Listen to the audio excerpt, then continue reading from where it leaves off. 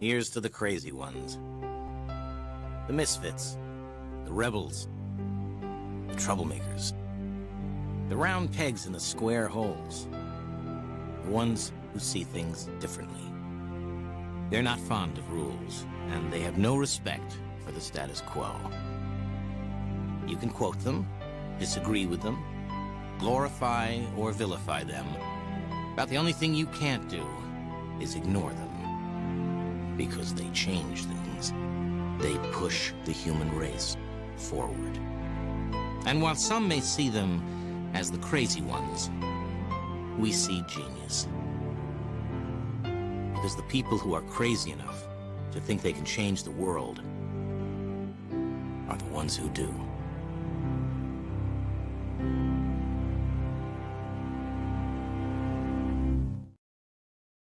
Hey guys, welcome to the newest episode of Customer Experience Unsung Heroes. I'm Marc Mandel. Thanks for coming on this journey with me. I'm so glad that you're here. As we kick off this new episode of this show, it dawns on me that while we've done this particular show format now 4 or 5 or 6 times in the last 6 months, I've showed that Apple video each time. I probably have not given an adequate explanation, if any, as to why I kick off this show with that video. So I thought I would just take a moment as we're getting started to introduce the show and why I picked that video, because I love that video. It's not just because I'm an Apple guy. I'm definitely an Apple guy. But more than being an Apple guy, I find that video to be inspiring. And I love the saying at the end where it says, for those of us who think we're crazy enough to change the world are the ones who do. And at the end of the day, we as customer experience minded people, I believe deeply that we believe we're missionaries out to make the world better. And if we're crazy enough to think we can do it, we might just get it done. And that's why I'm inspired by that video and why I choose to pick that video to kick off this show each and every month. So thank you for coming along with me here. Glad to have you here. You know, this is going to be a fun episode that we're together for. And I want to take a few minutes to kind of tee it up and do a little bit of housekeeping before we get into the heart of the show. I'm going to really start off by talking about, again, if you don't know this particular show, the Unsung Heroes show that I love doing, it's of all the different programs that I put together, it's probably my most favorite and my most personal. And the reason I think it's my most favorite and most personal is because I get the opportunity, I get the privilege of sitting down with some good friends who do amazing work and just have a really good conversation with them about making that difference and changing the world the way each of them have. Now, you know, and I know both that there's a lot of folks who do this type of work in order to get, you know, on stage and get the next big award and whatever, and all the kind of spotlight accolades. And then there's those of us who are kind of back in the office getting the stuff done. And at the end of the day, the people that I like hanging out with the most are the get it done kind of people. And I've had the opportunity to bring a handful of these get it done folks onto this show and just give them an opportunity to share how they see the world, because they all see it through different eyes and different lenses. And that's exactly what we're going to do here today as we get this going. Couple of quick housekeeping reminders. Those of us that might be listening to the show either through LinkedIn or through YouTube, there is comment boxes on both platforms. You can get into the LinkedIn comments and just type in a comment or a question. My guest, Danny, and I will be able to monitor for that and get back to you, either answer your questions on this show or as a follow-up. Same thing on YouTube. Either way, if you have comments, questions, thoughts, something to share, please go ahead and share it. We love when people give feedback, especially during the programming itself. Also, if you're checking us out either on LinkedIn or on YouTube, do me a favor and both hit the subscribe button here so that the next time we do one of these, you're notified about it and you get the opportunity to not have to search for it, but we'll find you when we're ready to go do this. So all that said, enough preamble, enough housekeeping. One of the things I love doing on all of these shows, and I want to do this while we're together today, my friends, is I have my customer experience, what I call my CX book club, where I get the opportunity to take a friend of mine who have authored these books and share some cool CX books with you for free as my gift. So in the past, you've seen me hold up a couple of books on this show. This Sean Albertson book, which I love, and the Michael Hinshaw, Diane Majors book, which I think are both two of the best books in our discipline right now. I'm lucky enough to have a few copies left of both of these books here at my house, and I'm happy to share the copies that I have with you as my gift. I just need you to send me an email or a text or a call and say, send me one or both of those books, and I'll get them packed up for you and on their way to you. But Experience Rules is a terrific book, and Customer Experience Obstacles for Rocks is, I think, a really fun book as well. Think of these as my gift to you for just hanging out with my guests and me on these calls. So thank you for that. I also wanted to talk a little bit, I'm talking about housekeeping. Now that we're in February of 2025, we're getting into the later winter, early months of spring. And when we hit spring is where we get this unique time frame in the customer experience space, or the discipline, that all of the big CX industry conferences are coming up. You get the Qualtrics conference coming up in March. You get the Medallia conference coming up also in March. I think it's a week later. You get some big research shows coming up in April. You get the CXPA conference coming up. And then you have, of course, the Forrester conference after that, and then others. I'm going to try to do my best to get out to most of these conferences this year and spend time on the floor with you guys and just hang out and get a chance to know you. You know, it's funny, while we've all been connected on places like LinkedIn or things like that, where we feel like we have these connections, many of you guys and I have never met in person, face to face before. And I want to say, I want to do a better job of that on my end, of getting out where everybody is in these industries. Go to the Medallia conference, go to the Qualtrics conference, go to the Forrester conference, go to the CXPA event, and just hang out with my friends out there. And I'm looking forward to starting that in March. I will be both at the Qualtrics event and then the Medallia event in March, both coming up in about a month's time. So if you're coming to either Qualtrics X4 or Medallia Experience 2025, look me up. I'll be there. Let's get together and have a beer. I'll buy. So guys, with that said, my favorite part of this show now that we've done a lot of this kind of the housekeeping stuff, is I want to bring my friend Danny on and introduce him to you. Danny Jones and I go back, I don't even want to tell you how many years, but I want to dare say it's probably 15, 16, 17 years now. Danny was one of the people I met early on in this journey that I've been on, and who taught me more than I can possibly tell you. We've done projects together. We've just sat around and talked about ideas together over the years. And Danny is one of the really uniquely good people in the customer experience space. I'm going to bring Danny Jones on here in just a split second. We'll get Danny to introduce himself, and we're going to just have a good 15 or 20-minute conversation, Danny and I, about things that we see going on. So without any further ado or preamble, Danny, let's bring you in here and just get a chance to say, hey, man, thanks for hanging out. Hey, guys, thanks. Appreciate it. Thanks for having me on, Mark. Good afternoon, everybody. Absolutely, Danny. Thanks. And I feel like, you and I have known each other a bazillion years. I'm not going to tell people how many years, because I'm going to be dating either me or both of us by doing that. Yeah. And I have no interest in going down that path. But Danny, it dawns on me that while you and I have known each other a long time, people who might be listening into this may not know you. So can we take a minute and just kind of give the 30-second Danny Jones story, kind of where you came from, what you're doing, kind of where you live, what's important to you, just high-level stuff? Yeah, absolutely. Well, again, good afternoon, everybody. Thanks for having me, Mark. I haven't won any awards, so I guess I made Mark's filter of being on the show. I've been mentioning some books and things like that, but so glad to be here. Quick overview. I work currently as Vice President of Operations for a parking management company, or otherwise known as PMC, in Nashville.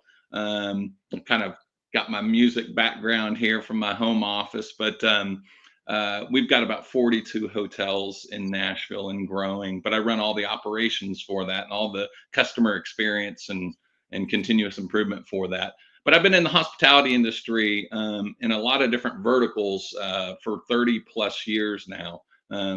I kind of was born and raised in the casino industry with my father, working for Harrah's, which back in the day did a great job at customer experience. Didn't call it that back then, but sure. I got to see that from a very early standpoint. So I'll share some of those experiences. I've worked for Gaylord Hotels, Ryman Hospitality, a lot of others, and we'll kind of touch on that a little bit later. Interesting.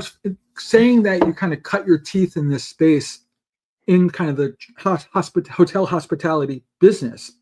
It's interesting because I can't think of a better way to learn how to appreciate your customers more than working in we call it, generally speaking, the hospitality or hotel business. I mean, everybody, in my opinion, at least, I don't care if you're a customer of a computer company, a shoe store, a travel agency, everybody wants to be treated like a valued guest, right? That's sort of like where they draw the bar. They say, treat me like a guest who you're inviting into your own home. Absolutely. How would that feel? Have you seen you able to apply that? So you've said, boy, in the past, you've been in hotel businesses and the entertainment business. Now you're helping people park their cars. Right. Tell me how, you can take some of these things that you've picked up over the years, things that you've learned from the past, and apply them into these other parts of the business. Absolutely. I think it's easier in the hospitality industry to kind of apply that customer experience, CX experience type of methodology, just because you're in a lot of the hotel spaces and even in the parking world, a little bit different, but it's all about welcoming guests, trying to have that value add in every interaction that you have. So that translates fairly well. But I've applied it in some different ways before, and we'll talk a little bit about kind of experimentation. Sure. When I got my Six Sigma certifications, everybody said, well, that's really for manufacturing. I said, well, no, let's look at it differently. How can we look at the customer experience and improve a given process for that customer and make it come alive for them, make it add value for them? So it translates, in a lot of different businesses, and there's many examples of that, and both in my career and other people's that have been successes. Interesting. I'd love to pick your brain on something, and then I'm going to come back with my own version of my answer to the question I want to ask you. You've obviously had a successful career so far with more to go. And also, I'm sure you've come up with stories along the way, things that you've learned along the journey that you've been on, that you say, I wish I knew such and such 10 years ago, 5 years ago, 15 years ago, that now is common sense to me, but I really wish, I could go back in time and tell my old self, hey, think of it this way. Is there something that comes to mind, a story that comes to mind, a thing that comes to mind that you say, boy, I know in my world, I wish I knew that then. It would have put me on either a different trajectory, a different path, or just more faster to success. What's it look like? I think that's a great question, Mark. I think it's really two things for me. And I didn't know it maybe 10, 15 years ago as much as I know it now. I have to remind myself. But first of all, you have to, in this CX world, take a holistic approach to applying the methodology, if you will. So in other words, that can encompass many different things, right? A lot of people get stuck on this. We got to put in a new technology. To solve all our problems. And really, it's not. You have to look at the people in the business. You have to look at the strategies in the business. Do you focus on continuous improvement? What are the customer value adds? What are your customer personas? How do you address those? It really takes a holistic approach. And I went through that whole, Mark, you did too, where it was like, hey, here's the new technology. Let's spend $1 gazillion on it, implement it, and then boom, we're done. Right? Turn on the light switch and we're done. And it didn't work that way. And so that's one thing that I say you really have to kind of have that holistic approach and really consider your company's culture, where they're at in that CX journey, and then and be embedded in that, right? And work within that. The second thing that I would say and summarize is that experiment. You have to experiment. I've experimented all along, and some things have worked well. Some experiments have worked well, and some have maybe not blown up, but I say, well, I got to recalibrate that, right? Mark and I worked on a project several years ago at Gaylord Opryland, and we really were trying to not only improve customer value add processes, but we said, what happens if we looked at personas? And thousands of people that come into this building, what do they look like? How do they act? What's a convention customer versus a leisure customer, and everything in between. And so there was a lot of detail behind that. And so I took away from that and many other experiences, just experiment. Yeah. And don't try to boil the ocean all at once. Put your toes in the water, see if that works, if it makes works for your culture, and then keep adding to that. I've seen so many stories the same exact way you're talking about, and I look back and I don't want to sound like I'm just here to echo your words, but your words rang 100% true to me. When we look at the statistics, like the industry analyst companies that track the customer experience professional world, companies like Forrester, companies like Gartner, a couple of others, the way they write, it feels like it's doom and gloom, right? It feels like 50% of CX projects are going to fail. At the end of the day, you wonder why, and I think one of the things that I could attribute as root cause of any potential real failure here is, to your point, maybe a little over reliance on tech, and maybe an under reliance on culture and people. Yep. And at the end of the day, it's the people who formulate the culture that ultimately propagates that culture to create the customer's experiences with the business. Yeah. Right? The tools can be very capable measurement systems. They could be very capable marketing systems. They could be very capable operations tools. Mm-hmm. But if we're not seeing customer experience as fundamentally a change management problem, we're not going to, how can we expect to do better? And I always make the metaphor, and for those that have seen this earlier versions of this show, you've heard me say this before. Danny, you've seen me over the years, when I'm trying to figure out my weight. Sometimes I've gotten way heavier, sometimes a little bit better, and it kind of fluctuates. I battle with it up and down. Right. And there's times in my life when it goes up, and there's times in my life when it gets better. But when it goes up, do I blame the bathroom scale for it going up? I probably shouldn't, right? I try to, but I probably shouldn't. At the end of the day, think about like voice of the customer systems, survey systems. Everybody surveys their customers. They run their NPS program, whatever else they want to call it.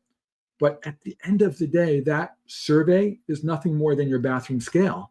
It's just a way to figure out, how are we doing? What quantitative data can we assign to progress? Yep.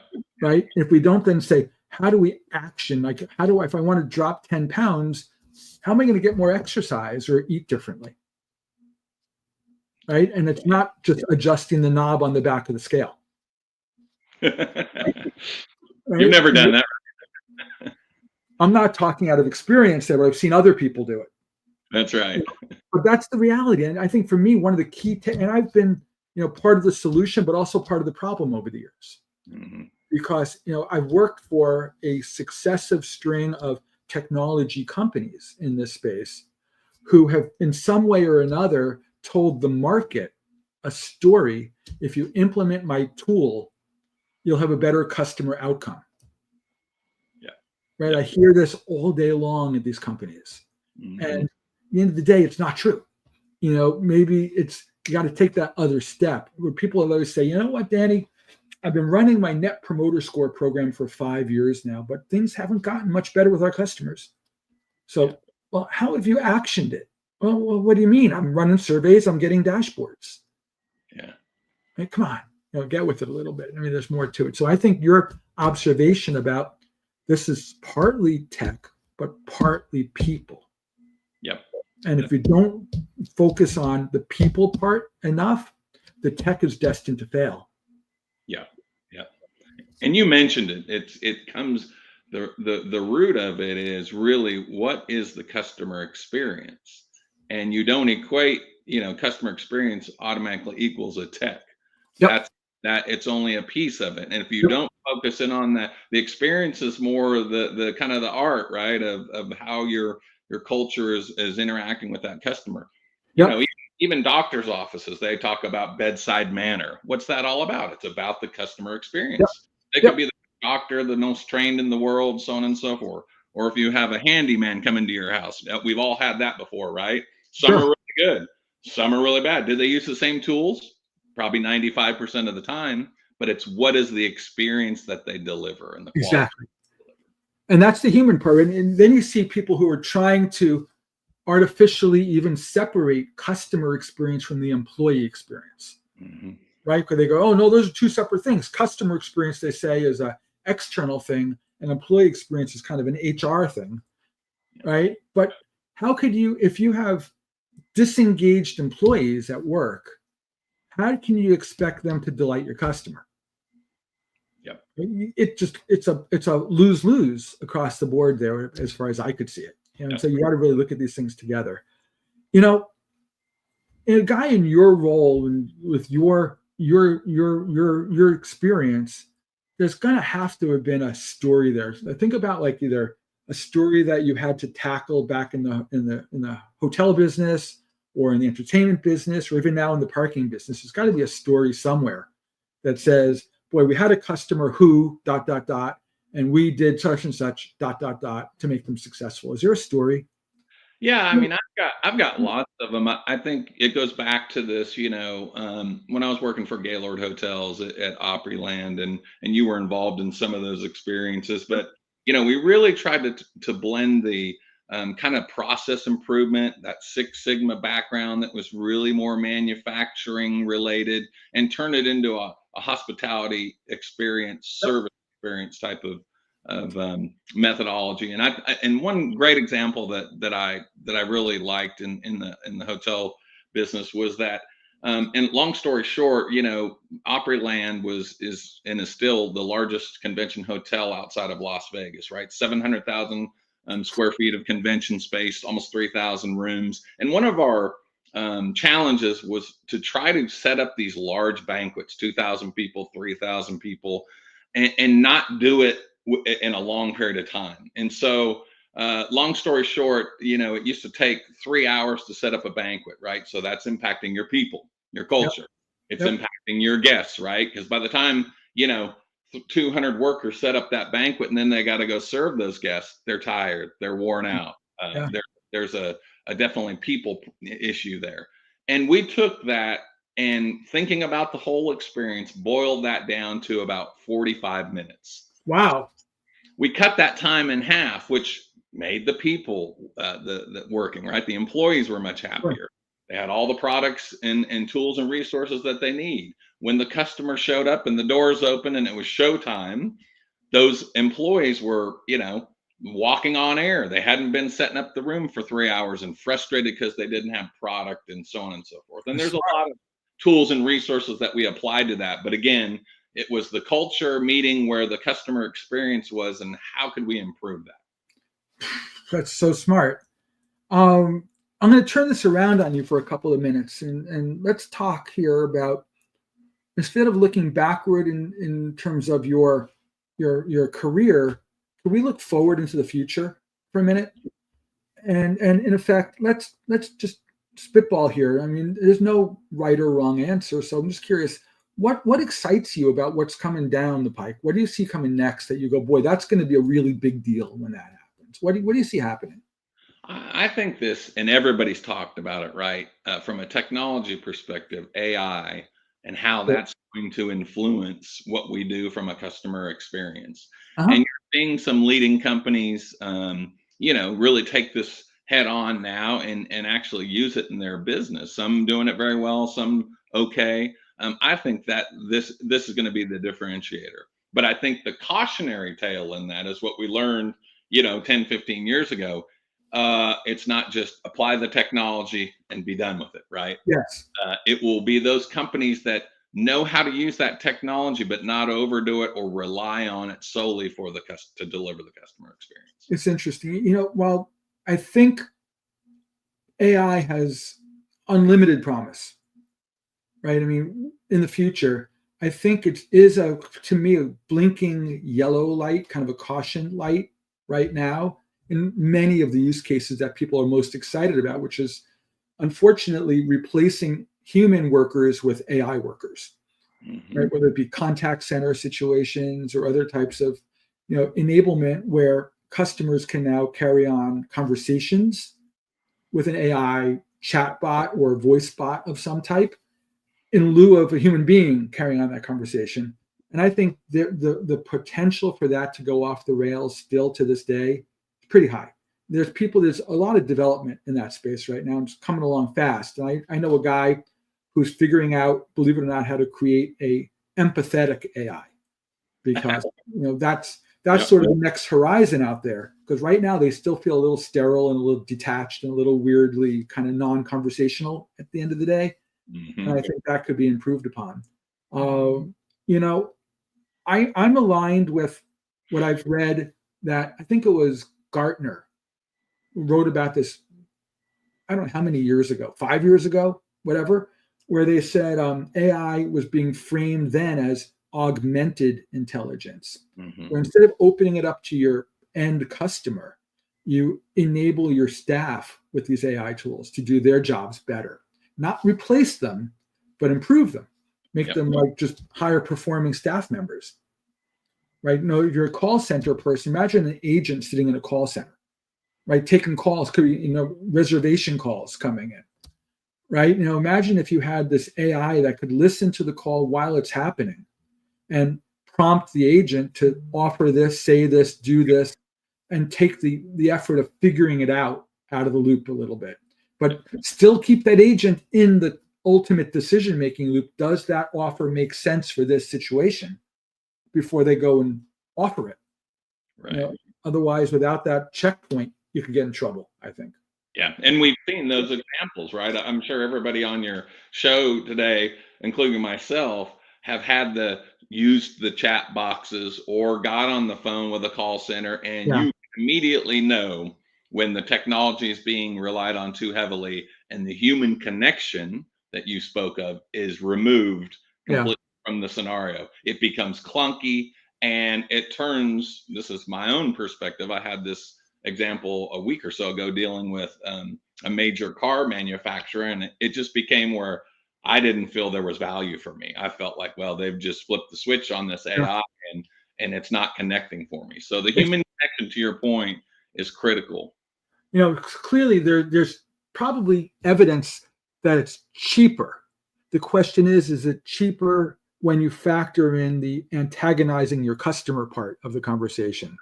And all of a sudden those soft costs go through the roof, because you get one good customer who's turned off by the chat bot, who says, you know what, I'm going to call your competitor instead, because they got people on the phone. Right? And you lose him. That's a world of problem. That's more than any cost of any agent on that call right there. And you said it, Marc. The key words that you use, to paraphrase, is that you use AI as one of your tools in your toolbox for whether it's a call center agent, whether it's somebody selling you something, whether it's a delivery type of thing. You use that as a tool, and then it's only in the background. It enhances. It lets the human interaction be enhanced and add value without it feeling too technical. I think that's exactly the way it needs, in my opinion, it needs to be that way now. But I also think, this AI thing is moving fast. Right? I mean, it's every day, there's news about something new, right? You can't open the news up and not hear about the new AI coming in from China and upending the ChatGPT people, last week, or whatever the new thing is this week, and next week will be something new again.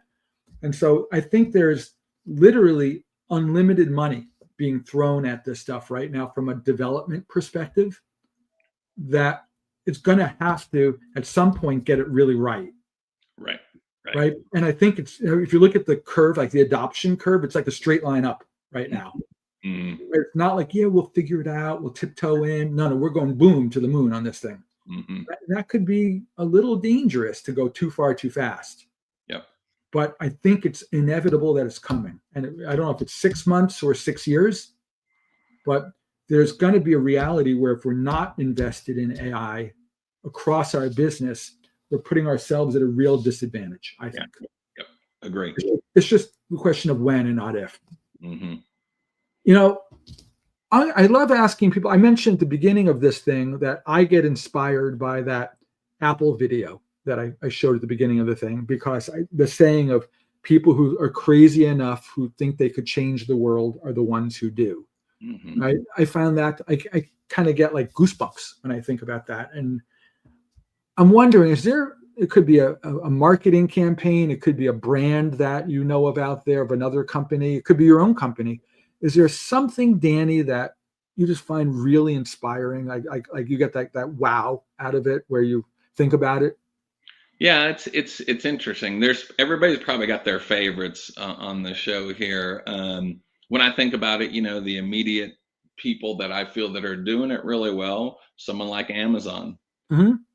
Everybody probably uses that service, and how they're using the AI that we just talked about and other technological advances, but still keeping the customer first and foremost, right? Yep. Understanding the customers, purchasing patterns and where they want their things shipped and how quickly. I mean, for when I use them and and go through their experiences, they're really, staying on that front edge of, hey, there's a customer experience, and that's where the value's at. Yes, we can deliver stuff within 24 hours, and we've all been amazed at, hey, I just ordered that like 6 hours ago and it's sitting on my front doorstep, right? Technology enabled that, but you still have to have that human connection. So I think they do it really well. And I think when we go back to hospitality, I think Disney has done it well for years and used technology as a tool in their toolbox without it being overshadowing the experience, right? Sure. You don't want to go to Disneyland and have AI or some other technology, fast passes, as we used to call them, and all that overshadow. You want the tool in the toolbox, but you want the experience to be first and foremost. So those are a couple companies that I think. Those are good examples. But I want to revisit your Amazon story for a minute.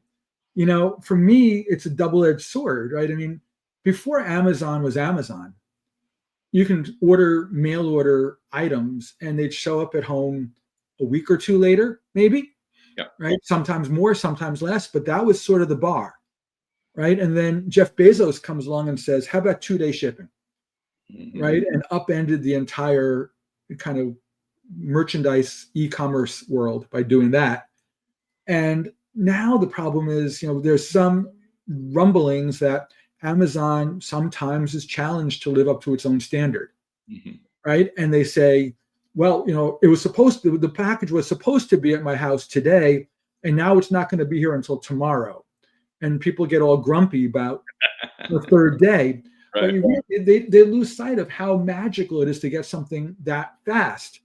And because Amazon has now set that bar for excellent, right? It's going to be a day or two, and sometimes 3 days seems, unimaginably slow, but when you compare it to the old days, it's still incredibly fast. Yep. Right. And I have a friend, his name is Michael Weissman. He wrote a book. I'm looking at my bookshelf over there called The Paradox of Excellence. Mm-hmm. And it's an interesting point of view where he in his book, he talks about a company that over-delivered, but every time they were exceptional, they just kind of continued to set that bar as expectation. I expect it to be like this now. I don't really need it in 2 days, but I expect it to be in 2 days because that's what I thought I was buying. Yep. Right. And then it comes in that third day because there was a shipping delay, it was a warehouse delay or something. Right. And people lose their minds. They flip out over that third day. Yeah. And you lose sight of the fact that this is still amazing experiences that these companies are creating. It's just about, managing to expectation, I guess, to a certain extent. Yeah. It's like I did a thing a while back, Danny, about customer effort, making it easy, right? I said in my thing I wrote, not all experiences have to be easy, right? It comes down to what does your customer expect, mm-hmm. right? In other words, think about like health insurance, right? You go, you're a member of a Blue Cross and Blue Shield or a Cigna or an Aetna or whatever is your insurance company this year. Something as simple as I lost my membership card and I want to call them or go to the website to get a new card mailed to me. Mm-hmm. They make that really hard to get that silly little card mailed to you. Yeah. And people get grumpy because they think that should be easy peasy to get done. Mm-hmm. Right. So there's like this mismatch between it should be easy, but it seems difficult. And then you flip that model and say, well, there are things that I, as the customer, know are complicated. Getting a complicated health insurance claim processed successfully, mm-hmm. getting a procedure paid for by the insurance company. And I'm kind of mentally bracing for that. And I know it might even be a battle to get done. But, if you make that just a little easier, there's going to be substantial reward. Yeah. But if you don't make it easier because people know it's going to be hard, there's no major penalty. Yeah. Right. Just like if you made getting an easy thing like the card, if you made getting the card hard, they're going to penalize you to death. But if you make an easy thing easier, no one's going to really notice because all you did is meet expectations. Like that's supposed to be easy. So I think it comes down to what does the customer think is reasonable? And then how do we just over deliver just enough so that we exceed their expectations by just enough where they get that, wow, how'd you do that? Yeah, right. You could email me the card and it takes 2 seconds. Awesome. Thank you. We're done. Right. Yeah. Interesting. So, Danny, I could sit and talk with you for another 17 hours here. And you got work to do. I got some work to do. Our friends listening have some work to do. So I'd like just to wrap up with a couple of more things. And the first biggest one is, how can friends who are out there listening to this, and if they want to find you, they want to come talk to Danny Jones, how do they find Danny Jones? Yeah, absolutely. We can share, and I don't know if you have a formal way of doing this, my phone number and email, and people can if you can get that to them, they can certainly. I'm always open to looking at other industries and helping people think through, particular challenges. So we can share that information. And safe to assume you're on LinkedIn? I'm on LinkedIn also. Yep. There you go. So I think, friends, between LinkedIn and if you want to meet up with Danny, ping me. I'll get you Danny's contact info and we'll warm up introductions for you guys. One last question, and this is just like my big one question. This goes back to where we started this conversation. I wish there was such a thing as one piece of advice you could give the next generation of guy coming into Danny's role in life. Whether it be, hey, this customer experience thing, don't do it, forget it. Or, something more positive. Is there one piece of advice you could give people just generally that says, this is something I think if you do this one thing considerately well, you'll be better off. What's that one thing? I think it's don't overcomplicate the customer experience, right? We have a lot of tools in this CX world. We talked about several on the phone today and previous experiences. Dive in, eat the elephant one bite at a time, trial and error, experiment, and try a lot of different things, but with that one premise in mind that you're really just trying to make that customer experience have value. And whatever that value is for whatever business you're in, and you knock down those dominoes one after the other. And I think if you just keep it basic like that and not try to, again, I'm just going to buy technology or I'm going to try to boil the ocean and, no, don't do that. Start small and then grow from there. That's gold. I think that's amazing advice. Danny, as always, my friend, time with you is a gift. Thank you for the gift of your time here, for sharing with me and people listening along. So thank you for that. I'm gonna wrap up the show in just a couple of minutes, friends. We have a couple more wrap up things, but just I want to make sure that Danny's on LinkedIn. As I said a moment ago, if we want you to reach out to him, come to me. I'll get you guys connected, and we'll make sure you guys have a good conversation. Danny, my friend, as always, thank you. Thank you. Is a treat, and it's good to hang out with you here. Appreciate it. Thanks, everybody. Have a great afternoon. Thanks, Danny. So, guys, that was Danny Jones. He's a great guy, and I'm so thrilled that he was willing to spend the time with us here. As we wrap up the show for the day, I want to go back and touch upon just a couple of those housekeeping issues again. I mentioned at the top of the show copies of these books. I have Sean's book and Michael and Diane's book here. I got a few copies left of each. Let me know if you want me to drop a copy of either or both in the mail to you. I'm happy to do that just as my gift for listening into this show and coming on this journey with me. And as I also said, if you're coming to the Qualtrics conference or coming to the Medallia conference in the next coming weeks, please make a point of looking for me. I'll be hanging out there. Let's meet up and just say hi or grab a coffee or a drink or a bite to eat. It would be my privilege to hang out with you. And if we could just get a chance to connect and put names and faces together, I think that would be a lot of fun. So my friends, We'll see you in the next couple of weeks when I do my next episode of my longer format show called Tales from the Trenches. We'll come to that in early March or late February. But in the meantime, thank you for being here with me today. It's a privilege to hang out with you guys and all the time that you've given me. Thank you, my friends. Stay good, and we'll see you again real soon. Take care. Bye-bye, guys.